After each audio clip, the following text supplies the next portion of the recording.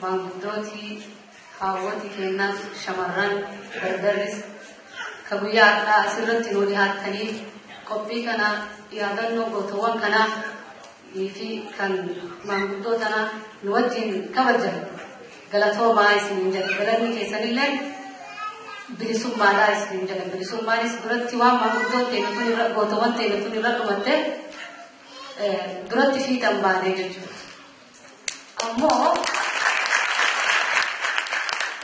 Ammoo waan kaleessa manguddoon teennaa irra duutee irra wareegamtee maqaan kalee nuun moggaafame kagaallaa jedhamu gootawwan keenya kanaan nurraa jijjiirame jechuudha.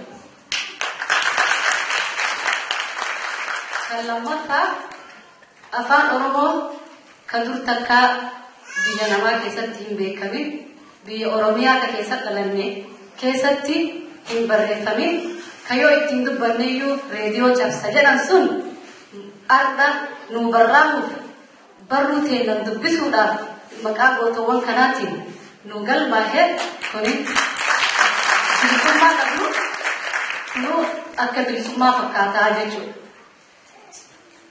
Gootawwan teennataa yoo haasaa dhageenyu namni gariin hin baranne haa jedha. Ammoo barumsa rabbiin waliin uume qabanii jechuudha. Kuni kennaa waaqaati. Namni martuu ayyaana qaba. Aadaa Oromoo dur namni Oromoon teenna gaafa amantiin hedduu hin jajjabaatin ayyaana bultii jechuudha. Gadaa bultii. Namni ayyaana ittiin dhalatu qabaa jetti Oromoon.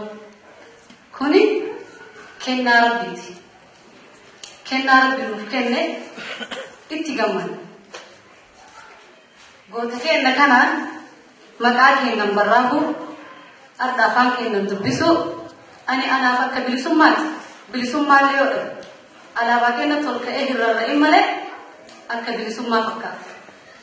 Durii namni barumsa biyya alaatti dhufettu biyya Itoophiyaa bulchaa jechuudha. Namni kun nama akkam nama alatti baratee jira.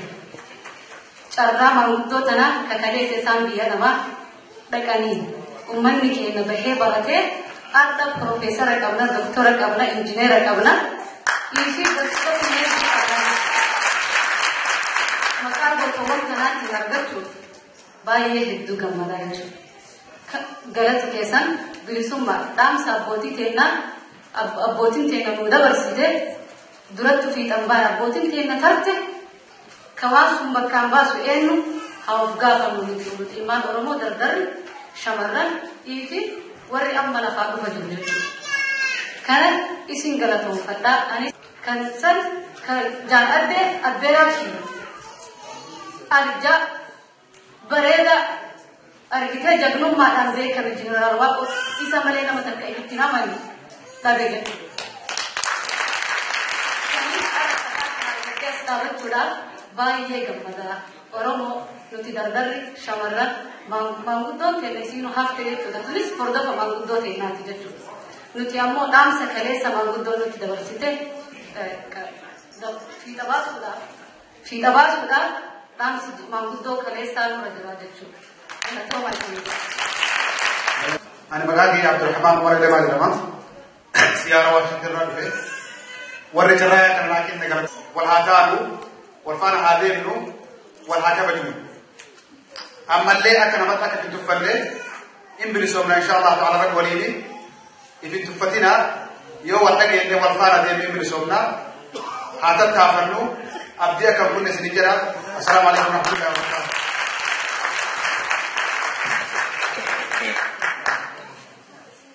Duran jedhina qabsoo ummata Oromooti. Qabsoo ummata Oromoo qabsoo baale. Qabsoo gammoojjii qabsoo ummata Oromooti. Dabtee Oromoo gurguddaa gammoojjii qabdi. Qabsoon gammoojjii qabsoo ummata Oromooti. Duuba dheedhii takkaa jira duuba waan jedhe duuba inaraa qoratti isaa araaramu wanna itti nu qoodu kun maal naan jedhe duuba dheedhii sana gartee cirree qoonne nama gara nuti dalli wayii dheedhii takka nyaanne.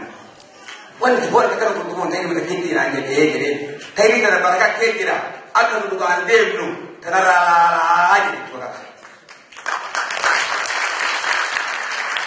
Galatoomaa sanin jedha warra qabsoota dhaabbatee waa'ee kanaaf waliin nu qabe ka uummata Oromoo waame ummata Oromoo kanatti hirmaatetti maraayyuu ta'ee rosaa qaqqabitee addaatti adyoomee armee sanatti gaafoomaa isaniin jedha.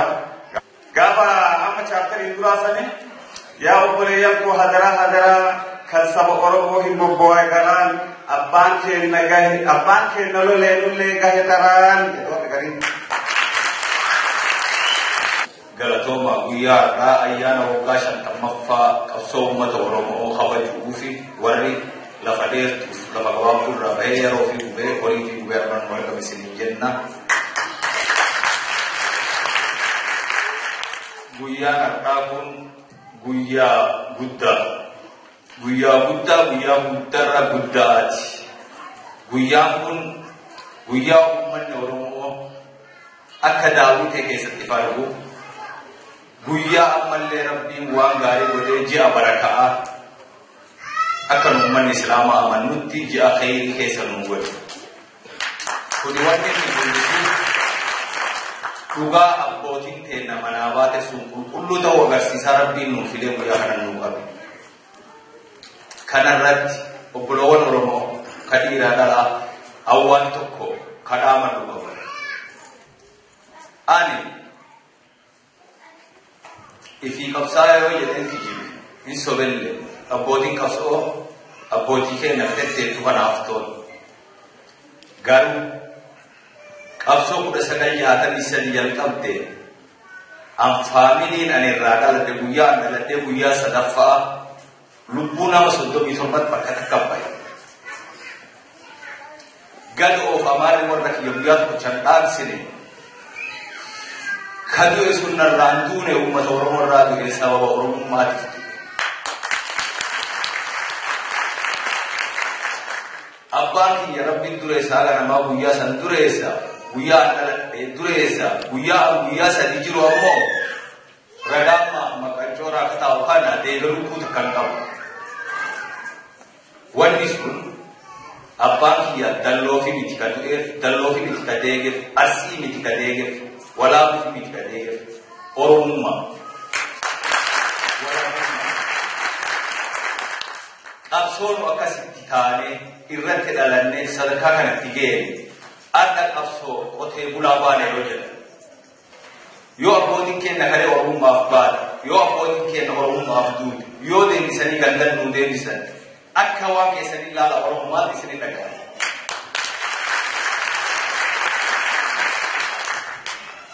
Mee nama du'e obboleettii kiyya duutu teessan godhaa. Namni martuu obboleettii qaba. Haadha kiyya guddoo du'e haadha teessan godhaa. Namu haadha qaba. Haati duute guyyaa Oromummaa duute Oromtitti qabsoo uummata Oromootiif duute moo rakkoo ganda siitiif duute. Kanaan dhaabsatti uummanni Oromootti hima abbootiin keenya kabaate madda walaa burraayi. Oromoon karraa argamte madda walaa burraayi. Qabsoo walabummallee achumaa jalqabde waan bu'uura qabsoo uummata Oromoo madda walaa bu'aa taatu malee bu'uurri qabsoo uummata Oromoo kutaa baalee haa ta'u malee qabsoo baaleetii miti qabsoo walaa butii miti qabsoo uummata Oromooti. Abbootiin teenya babbareedduun teennee laatu kaarra garaa biyyee jiran jiruun jibbin jiruu ilmi namaan jibbu isiniif kan lubbuu isaanii kennanii aduun kursirra teenyu adda isaan waraqarra maxxansinee gootota suuraa isaanii daawwannu.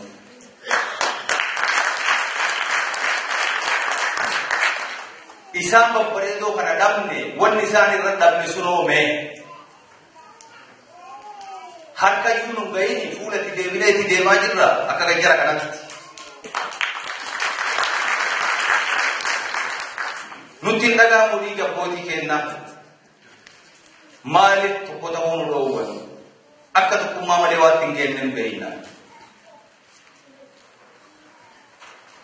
Anti ija gabaabduun tanu hadaraa obboloowwan Rabbii ilmaan Oromoo adoonu tokko taane tulaa duubee nabseenin eegarra walabummaa Oromoo. Uummanni Oromoo afaan isaa kalee reediyoo cabsoorra reediyoo rabba'ee Abdullahi Asii Omaan balleessine afaan Oromoo miidiyaa rabbaasee fi Addis Ababa Haayile Sillaaseen namatti bitee mul'isuu dandeessi. Ayyuub Abubakar afaan Oromoo ol kaasee مقدسو تلا قرية كيسا أفان سنة رمو ديگر يرسني ولا وطاني أمريكا كيسا دابني آسو كيسا